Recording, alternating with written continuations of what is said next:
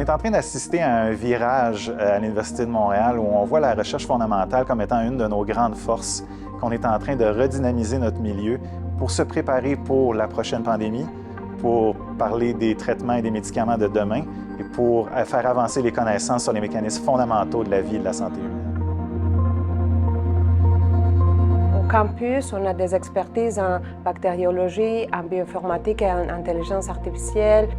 Sur comment on amène ensemble toutes ces expertises et au niveau de la formation, mais au niveau aussi des plateformes pour promouvoir la multidisciplinarité et avoir un centre d'excellence qui est vraiment un centre au niveau international.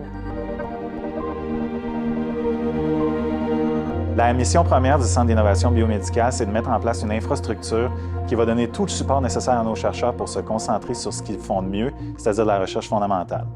On sent qu'il y a des choses qui sont en train d'être faites. Par exemple, il va y avoir des plateformes qui vont être mises en place. Et ça va nous permettre d'avoir du matériel facilement à disposition, pouvoir avoir des projets de recherche, de faire des nouvelles expériences qui n'étaient pas à notre disposition avant cela. Il était très important pour nous de créer une communauté de chercheurs sur le campus qui pouvaient avoir des opportunités de se retrouver, que ce soit par la création d'activités scientifiques comme des journées de recherche, des présentations d'étudiants ou encore des événements où ils vont pouvoir montrer leur recherche au grand public. Le CIB apporte ce sentiment d'appartenance qu'il manquait avant cela et c'est très, très stimulant. Le CIB, pour moi, ça représente une nouvelle communauté dont on avait grandement besoin. On se sentait un peu éparpillé, un peu dispersé.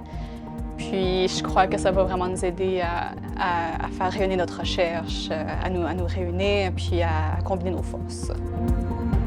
C'est quoi la vision du CIB pour le futur? Mais il va y avoir des développements des outils, des développements des biomarqueurs, des développements de grands projets en collaboration avec notre réseau hospitalier, puis il va promouvoir à l'évolution de cette recherche fondamentale vers la recherche appliquée.